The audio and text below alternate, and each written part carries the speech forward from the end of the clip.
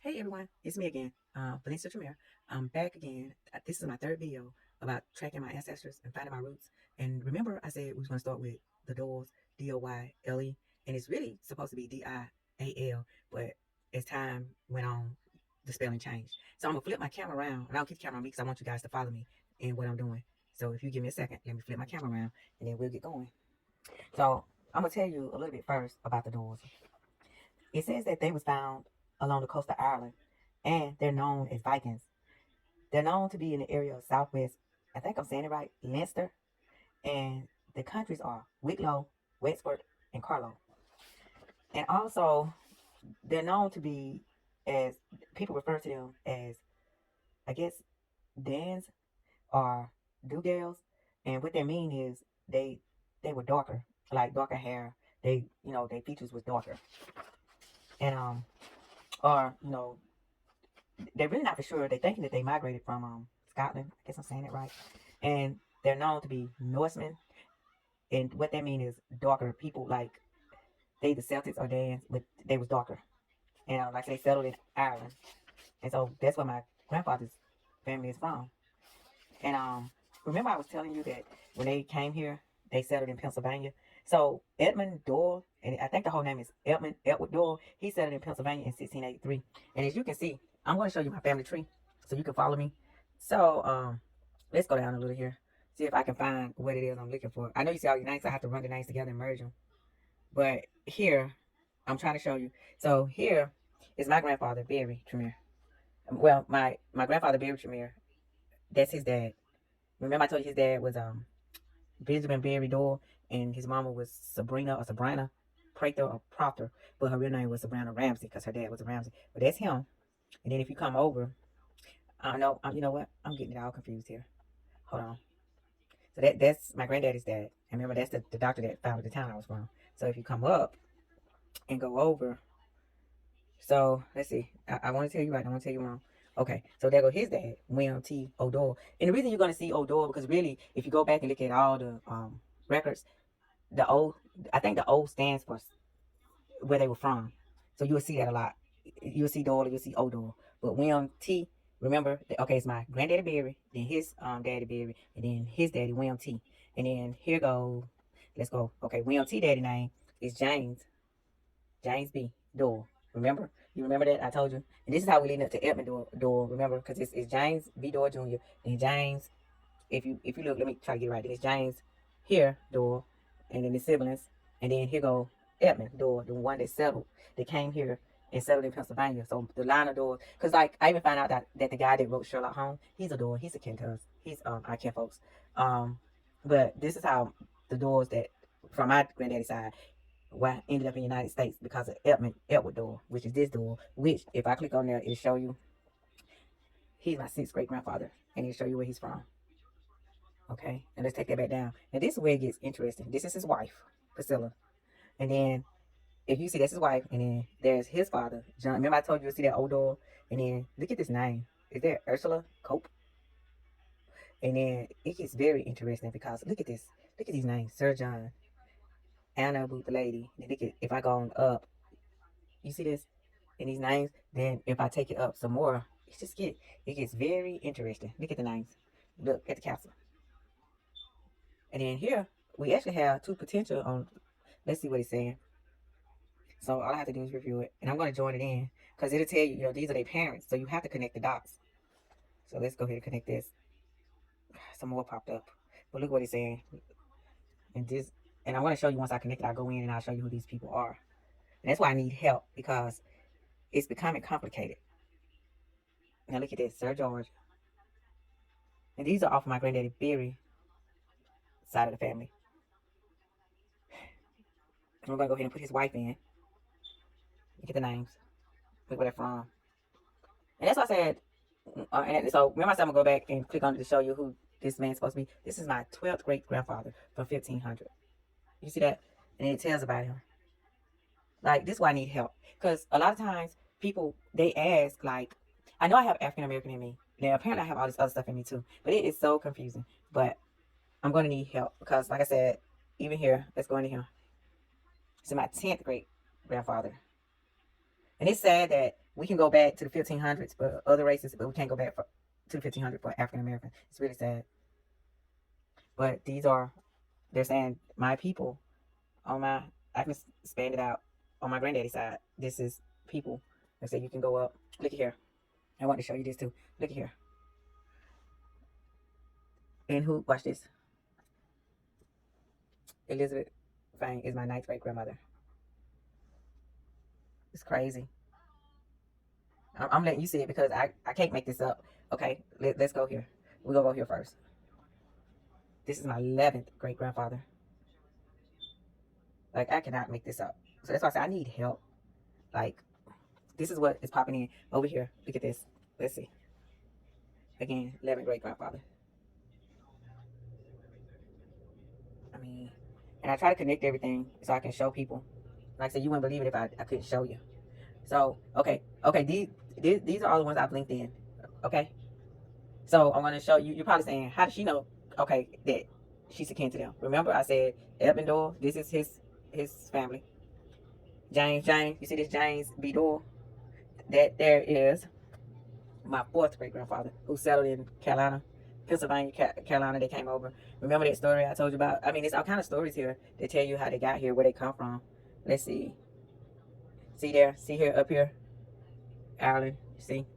Born Ireland, settled in Pennsylvania. And then how they got to Carolina. Down here where William went to Carolina. William, my grandfather, great-great-great-grandfather, then Elizabeth, my great-great-grandmother, married, and they had kids. Okay? So, remember, that's what I was telling you. So, I'm going to go to my true line so you can see what I'm talking about. Which is like, how does she know that she's akin to them? Let me show you. Go, true line. It's going to take its time popping up. Okay, so let's go down and find that name. There go William T. Doyle, remember? And Elizabeth Cunningham, remember them? Now we're going to go down and find that James B. Because this only goes to the 5th. So, remember that James B. I told you about? Here. There. Here's me. Here's a DNA connect. My third great grandfather, 20 DNA matches. His sister, 1 DNA match. See? That's me. Go all the way down to my mom. And like I said, there's William T. Doyle, 20 DNA matches. We can go in that. And it'll show you all the people, DNA matches. Go across, 12. Go across. There's 1 there. 12 DNA matches there. 1, and then 5, and then 1. So, let's go back. If I go back over to my family tree. Now, I just showed you. There go William T. Doyle. See? There go Barry. That's my granddaddy. His mom. My granddaddy, his mama. Her daddy.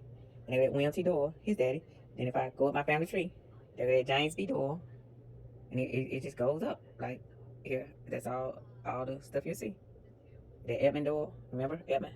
The one that settled here. That's how my granddaddy and our family got here. And all of them. So I find it interesting. Because I need to. I'm trying to, every day, I try to look and find stuff to tell about, the Doyles and how they got here.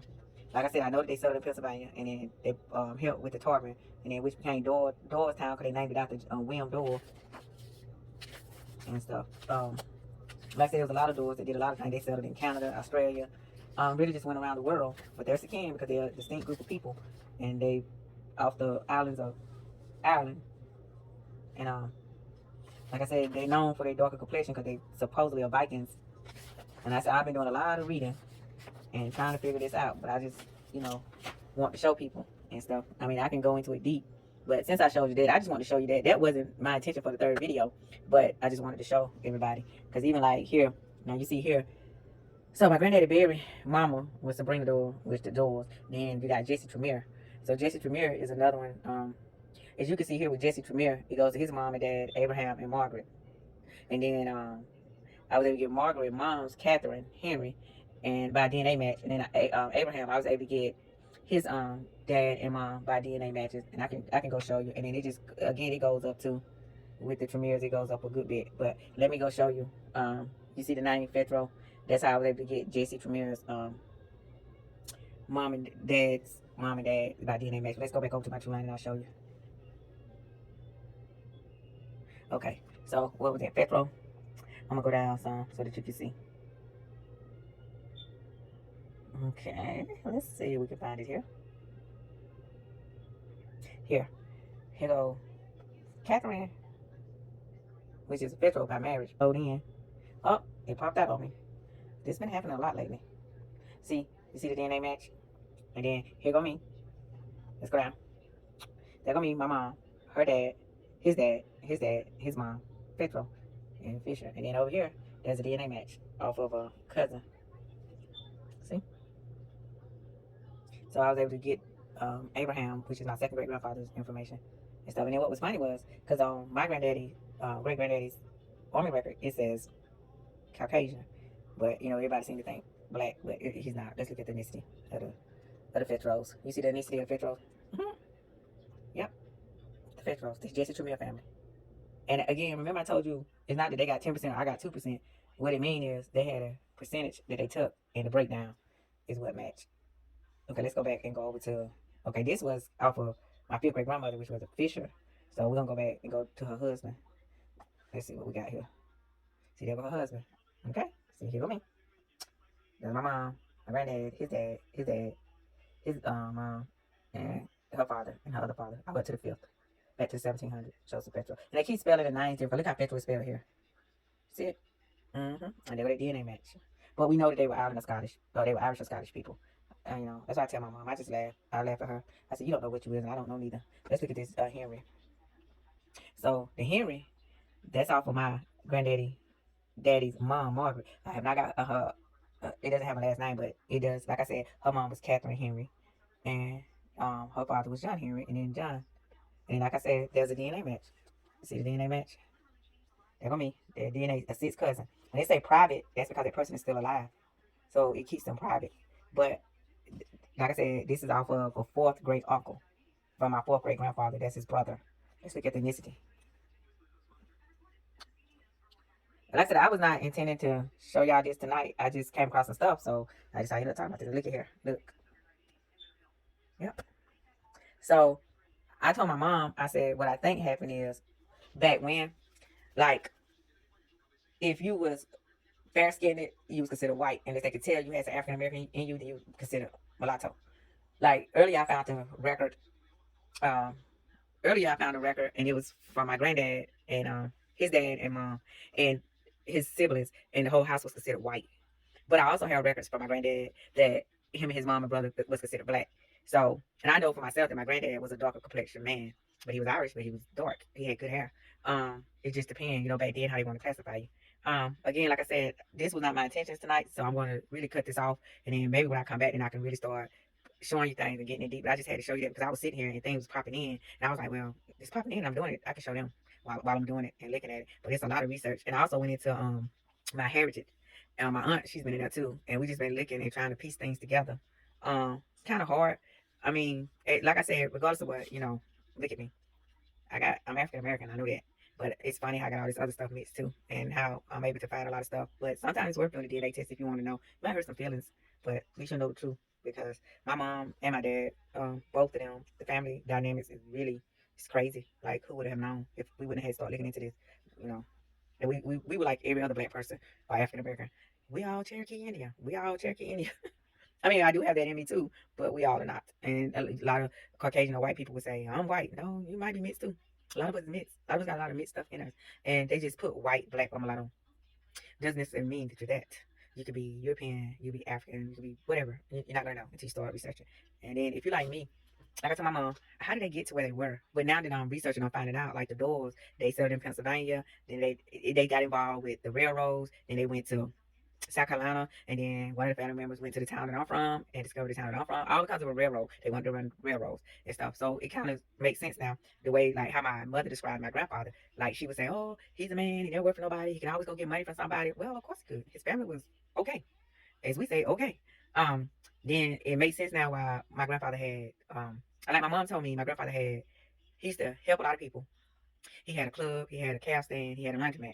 And then he sued the town that his family founded. He sued them because he had land in Toccoa, Georgia. If y'all know where the Country Heart Hotel, motel, whatever I call it, motel because it's a small town, that land used to be my grandfather's, and they built on it. And he sued the city for building on his land. And when he won the lawsuit, then he left.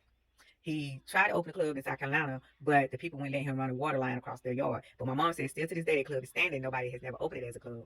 But then I know the two funeral homes, and one was in Atlanta, Georgia, on Decatur, out in Decatur, and then the other one was in Jackson, Georgia. And I did go down there because when he died, we had to go down there, and I was gonna go to school for it, but I just couldn't because we was in the funeral home. It wasn't for me. But me and my mom stayed down there, and then my aunt ended up taking over the business and doing whatever she did with it. But now it makes sense how my granddaddy could move like he was moving because I saw him as a black man. I didn't know he was Irish. I just saw him as a black man. But it makes sense now because his family was okay. His family did a lot. I wish he could have just told us this instead of us having to research it and go about finding it. But that's okay. We know now and stuff. And maybe one day somebody can write about him or his family and make it known because you know, we don't know a lot until we start looking. But I'm going to cut this off. And good to see you. I'll be back with my fourth video. And I promise you, we're really going to start digging into it. I just had to show you what I was seeing tonight. So thank you. And I'll see you on my next video.